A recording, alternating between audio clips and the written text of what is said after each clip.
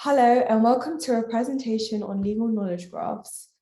My name is Vaishali. I'm a knowledge engineer at Legislate, and in this presentation, we will be discussing how knowledge graphs are used in the legal sector and how they can be used with documents in general. As we all know, knowledge graphs have a variety of applications from technology to retail because of their flexible nature. And we'll be exploring how and why knowledge graphs are useful for legal documents and explaining some of their use cases. So a bit about Legislate. Now, Legislate is a contract management platform that makes dealing with contracts easier for all parties involved. We were founded in 2020 because of how long it takes to make contracts that often aren't very complicated, and because of the pain in negotiating contracts. So negotiating contracts can often be difficult. It can often take a lot of time, and there's often a lot of back and forth that happens with this. It also usually requires a lawyer to go through. The contracts need to go through a lawyer, which can often be very costly. But Legislate removes the need for us to do this. We're a team of 11 based between Oxford and Seville, and we consist of a legal, technical, and sales team. Our aim is to make the end-to-end contracting process as simple as possible for anybody who decides to use the platform, regardless of their background. One of the things that we've come across is that contracts often contain a lot of legalese and can be difficult to understand. So we're really trying to reduce the amount of legalese within our contracts to make them easy to understand for anybody who reads them. We aim to make our contract as usable as we can by using knowledge graphs to connect contracts together and make contracts easier to deal with at scale. So our current customers consist of small businesses and property managers or letting agents who deal with contracts on a regular basis, but can't necessarily justify spending huge amounts of money on a lawyer when a lot of their contracts are a lot of the same template, but tailored towards individual properties or individuals.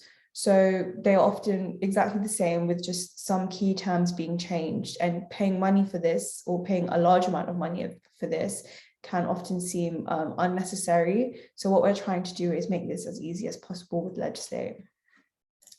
And so a bit about me. I'm a knowledge engineer at Legislate. I am primarily responsible for dealing with knowledge graphs and data management surrounding knowledge graphs. So we're using knowledge graphs to organize our data in the best way possible so that we can manipulate and extract insights from our data. Knowledge graphs have given us the ability to navigate through our data in a way we never have before. And one of the key things that we've noticed is to ensure we set up our data in the best possible way so that it's easy to look at, easy to navigate through, and it makes it as easy as possible to get the most out of it. That's one of the main areas I work in, and one of the main challenges I'd say I've been encountering with knowledge graphs, especially because it's a new sector, but I've really enjoyed the process of dealing with them. So why do documents need to be structured and linked? So as we all know, legal documents can be tedious and difficult to understand for both humans and machines. Generally, most people will skim through legal documents, struggle to understand the terminology. They may not even bother reading the document properly. And we're trying to use knowledge graphs to break down this information to make it easier to read for anybody who is involved. A lot of contract data is in unstructured format and converting this into a digital computer readable format can be a challenge. Businesses also can't always rely on solely computers to do this for them because of the nature of the documents, because of the accuracy and security of the documents as well. So for example, in a industry like healthcare, the nature of the information is often sensitive, and you may want some human supervision over this. And so using knowledge graphs to automate this process, but also have human input, it really helps make this a more trustworthy process for anybody who decides to use it. And contracts are not natively machine readable, which makes them difficult to search and keep track of. So by using knowledge graphs to organize this data, we can make them easier to follow. Contracts are difficult to understand and difficult to understand in an individual format. And if we have hundreds of thousands of contracts, that adds another layer of complexity to this. And that in itself is another challenge to manage. So if we can use knowledge graphs to better organize documents, we can allow everybody to get the most out of their documents and not worry about what they're getting themselves into. So over here, we just have a little diagram showing you what the problems with documents can be. So if we have one contract, this is easy to process for a trained human. So generally somebody in the legal sector. If we have a few, this is manageable for a trained human, so somebody from the legal sector. But if we have hundreds of them, this is difficult for even somebody from the legal sector. It's having a knowledge graph to help make this process easier, makes it more manageable, and makes it easy for anybody to understand, not just necessarily a trained human. So why should you structure documents with knowledge graphs? So contracts contain highly connected information, and knowledge graphs can make them easier to process and search at scale. So contracts can contain connected fields, and as we all know, knowledge graphs are flexible and allow you to make links between nodes. So using knowledge graphs, we can organize contracts in a digestible and easy to follow format and use this data in a variety of ways. So essentially, knowledge graphs allow us to organize contracts and break them down into smaller chunks that anybody can understand and use it in a variety of ways. So over here, we have an example of an employment offer letter and an employment agreement. So when you hire somebody, you'd often be issuing them an employment offer letter and an employment agreement. But a lot of these fields will be exactly the same across both contracts or across both legal documents. The job title would be the same, the salary would be the same, the line manager would be the same. And instead of having to copy this over, we could essentially just link these two documents and copy the fields over by using knowledge graphs. So this is another diagram of how we can link documents. As I was saying, when you hire an employee, you will often issue an offer letter and an employment agreement. And instead of having two separate documents that aren't linked, we can use a graph, which is natively machine readable and understandable. It's also easy to search and query to link these documents. So let's say this was our employment agreement, and this was our employment agreement, and this was our offer letter. Now, these fields might be the same. So this might be the salary field, this might be the job title, and this might be the line manager. We can then create links between these two contracts because they will contain the same information, and by linking them, we make them easier to search and query. It's easier for an employer to keep track of all their employment contracts and keep track of all their employment letters or contracts with a specific person, and makes it easier for them to keep track of. So reasoning is something that also allows us to add more information into our database and enrich our data. So legal documents are bound by the law, and hence they have rules they need to follow in order to be compliant. This is where rule-based reasoning can be useful because we can use it to validate contract data. So legal documents will have clauses, and by using rule-based reasoning, we can validate the clauses that are within a document or ensure that clauses are written correctly by using rule-based reasoning. Rule-based reasoning generally uses an if-then format, whereby if the condition of the rule is met, then the latter part of the rule can be applied to the data set, which can help us validate contract data because we can validate certain fields within a contract. So in an employment agreement, we can validate that the salary field was there, the job title field was there, benefits and insurance details were there. We can also use reasoning to connect contracts, as we've previously discussed, and infer new relationships based on the information available to us. Querying, as you all know, is traditionally the way in which you interact with a knowledge graph.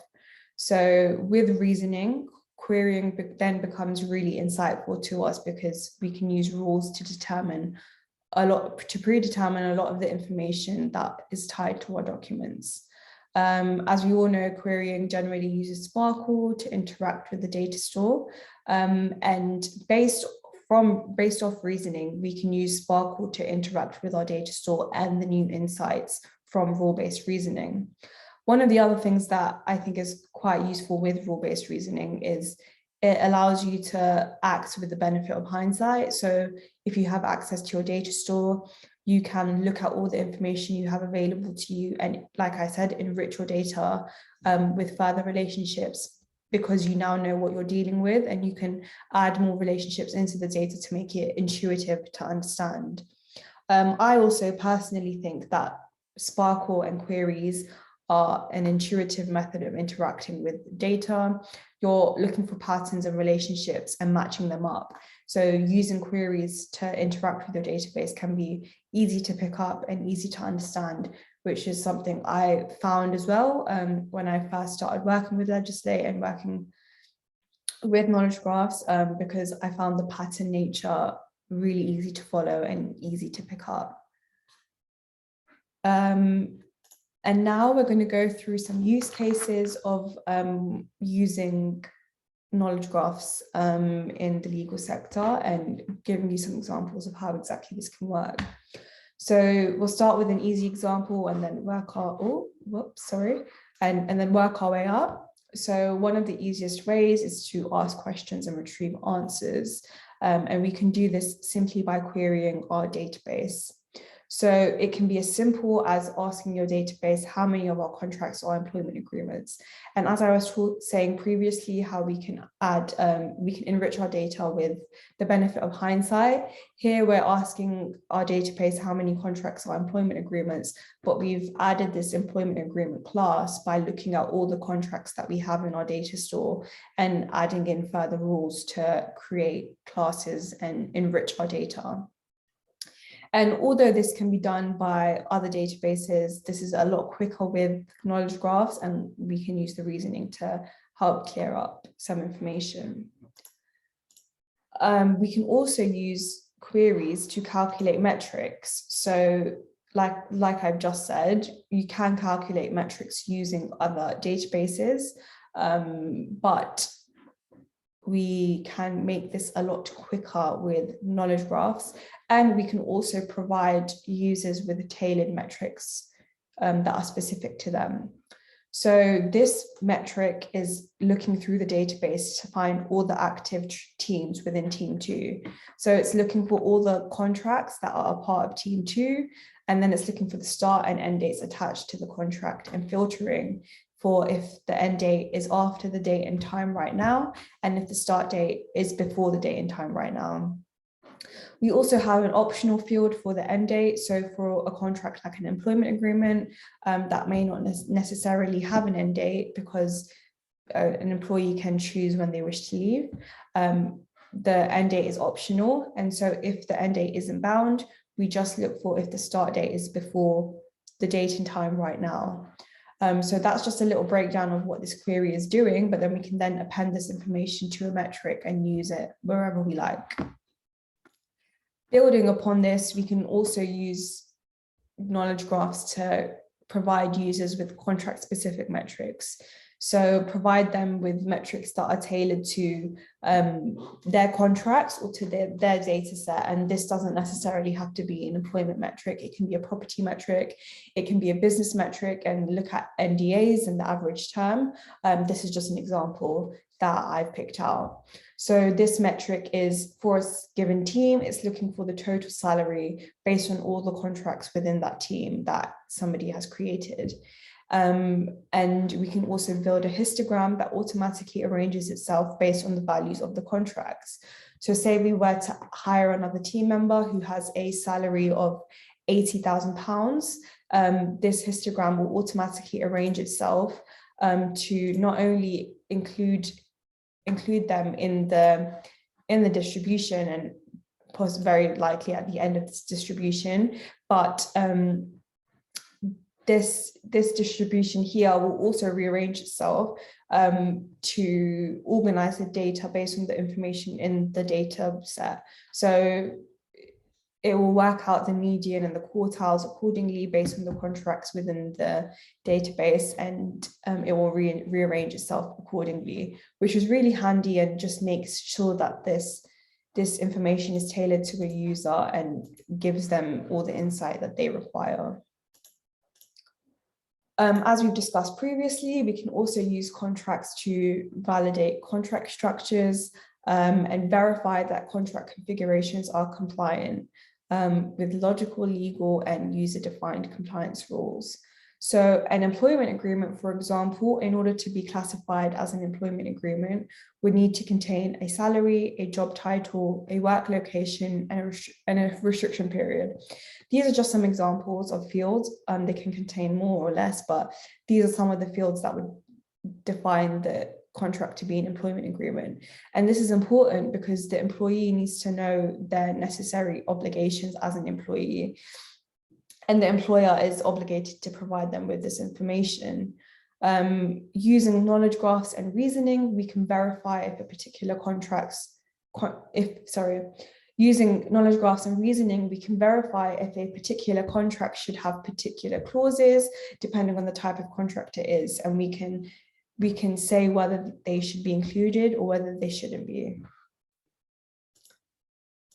One of the last use cases we can have for knowledge graphs are smart folders. So we can further classify contracts by using smart folders that automatically filter contracts based on active data. So they'll filter through documents by looking at the information inside them and organizing contracts into folders accordingly.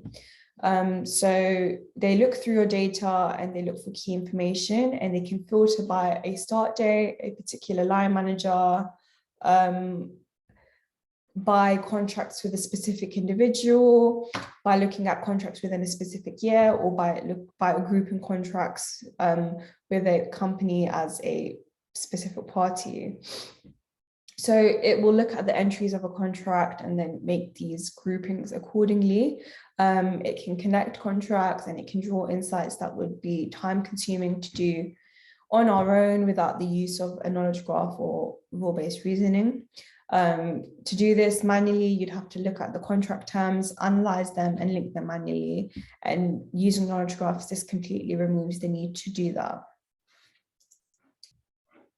So we've spoken about some use cases, and we're going to dive into another example of how we can use knowledge graphs, which is by visualizing contracts. We've also spoken about how contracts can be difficult to understand and difficult to read through. And so once you have access to the fields of a contract in a knowledge graph, we can derive insights from contract data to make it accessible to non-lawyers. And one of the ways we can do that is to make the contract more visual, or to just simply make the contract easier to understand by presenting the information in another way. So by storing the information in a contract by its specific contract fields, we can easily access the information in these fields and use it in multiple areas. One of the examples of this is that letting agents will often provide their student lets with a key information sheet that will be provided based on each individual contract and tailored based on each individual contract. It might have the key information that a student will need to know, such as when the rent is due, how much late fees are, how much notice is given for a viewing. And this could be done via a template that a letting agent may have, where they just simply replace the information by looking through the linked contract and adding this information into the template. But again, this would have to be edited according to each individual contract. And using knowledge graphs, we can make this process a lot easier. So using knowledge graphs and reasoning, we can derive this information using domain expertise. We can use reasoning to access the information depending on the type of field it's being stored in. So basically, if we know what type of contract field a field is, such as if it's a salary field, we can access the information in this field, which will be the entry for the salary, and use this in a variety of formats, either by visualization, so by showing it in a more visual manner, or simply showing it in a partially visual manner, but a easy to understand manner, so that instead of looking through the whole contract, a individual can just look at the key summary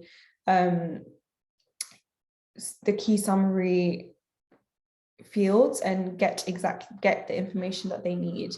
And yeah, this can be presented in any way that a user decides. So this is just an example of us showing you that we've got this information from a knowledge graph. This could be a string that is just stored, and then this value is filled with